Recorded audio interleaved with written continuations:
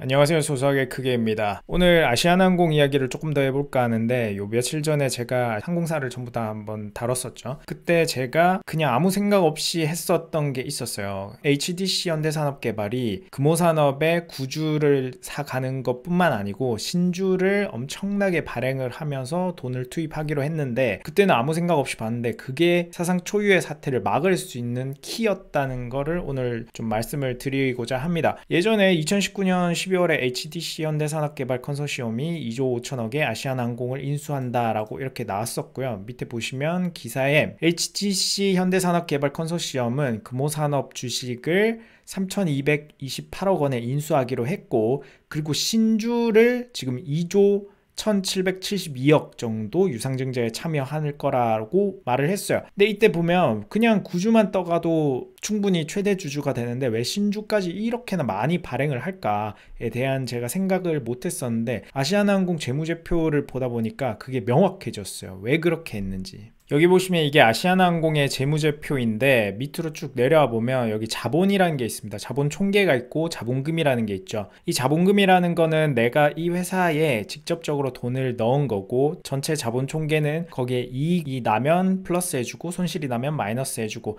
그렇게 되면 자본 총계가 어쨌든 이익이 나면 이제 자본금보다 커지게 되고 손실이 나면 자본금보다 작아지게 되겠죠. 아시아나항공 같은 경우에 지금 결손금이라고 해서 계속해서 손실이 쌓여서 자본 총계가 자본금보다 낮아진 상황이 됐습니다. 이게 왜 문제냐면, 여기 숫자 보시면 지금 1조 1천억 정도 되고 6,300억 정도 되죠.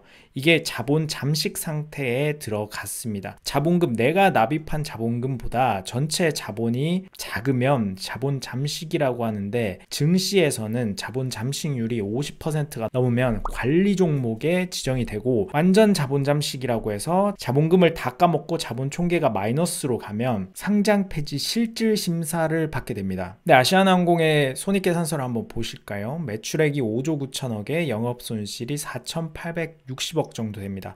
당기순손실이 7,600억이었어요. 2019년에. 그러면 지금 2019년엔 그래도 영업을 정상적으로 하고 있었단 말이죠. 일본이랑 사이는 좀 안 좋고 중국이랑도 사이가 그렇게 좋지는 않았지만 전체적으로 뭐 정상적으로 진행을 하고 있었습니다. 외부 환경은 안 좋았지만.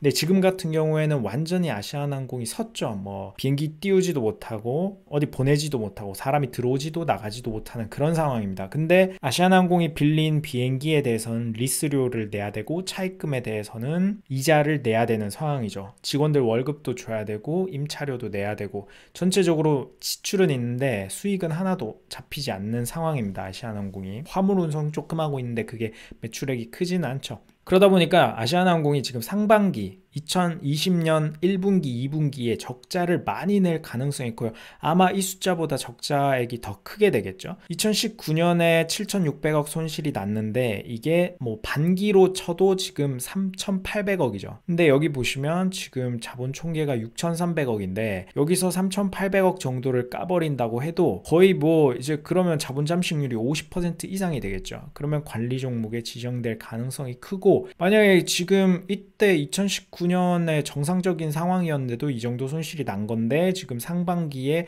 정상적인 영업을 못하고 있으니까 손실이 어마어마하게 커질 가능성이 큽니다.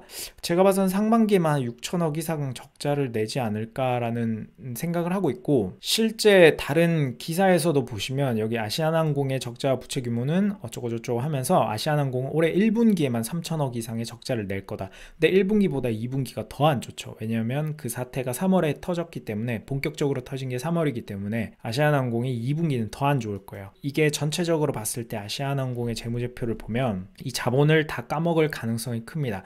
그러니까 HDC 현대산업개발이 지금 이번에 유상증자 신주를 발행하면서 자본금을 높여주지 않으면 자본 총계가 마이너스로 들어가면서 상장 폐지 실질 심사를 받거나 최소 관리 종목에 지정될 가능성이 크기 때문에 HDC 현대산업개발이 빨리 유상증자를 들어와서 자본을 좀 재무 건전성을 확보를 해야 될 상황입니다. 제가 보기 쉽게 그냥 엑셀에 간단하게 정리를 했는데 현재 자본금이 1조 1천억 정도 되고 총 자본이 6,300억, 자본 잠식액이 4,800억이에요. 자본 잠식률이 43%고 여기서 만약에 758억 정도만 더 손실이 나면 자본 잠식률이 50%가 넘어가면서 관리 종목에 지정이 되고, 관리 종목에 지정이 되게 되면 신용융자라든지 대용증권이라고 해가지고 그 주식을 담보로 돈을 빌릴 수 없게 됩니다. 관리 종목에 지정되는 건 그런 효과가 있고, 만약에 얘네가 자본 잠식이 더 심해져 가지고 100% 자본 잠식이 됐다, 6천억 이상 까먹어서 전체 자본이 마이너스로 들어가게 됐다라고 하면 상장 폐지 실질 심사까지 들어가기 때문에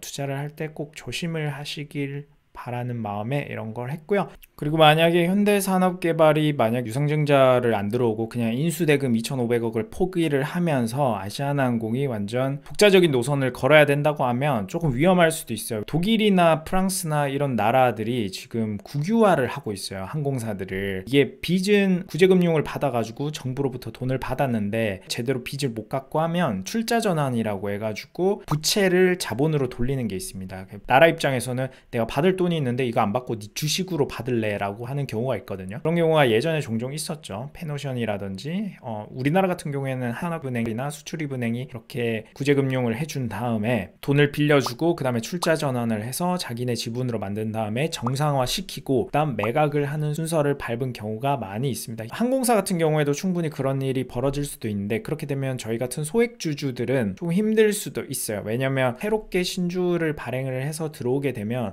기존에 있던 주주들의 주주 가치는 좀 희석되는 경우가 있기 때문에 투자를 할 때 여러모로 조심을 많이 해야 됩니다. 우리나라는 또 다른 나라를 따라하는 경우가 많아요. 독일이나 이탈리아나 미국이나 프랑스나 이런 데서 항공사를 국유화하려는 움직임이 보인다면 우리나라도 그렇게 할 수가 있기 때문에 조금 조심을 하셔야 될 것 같습니다.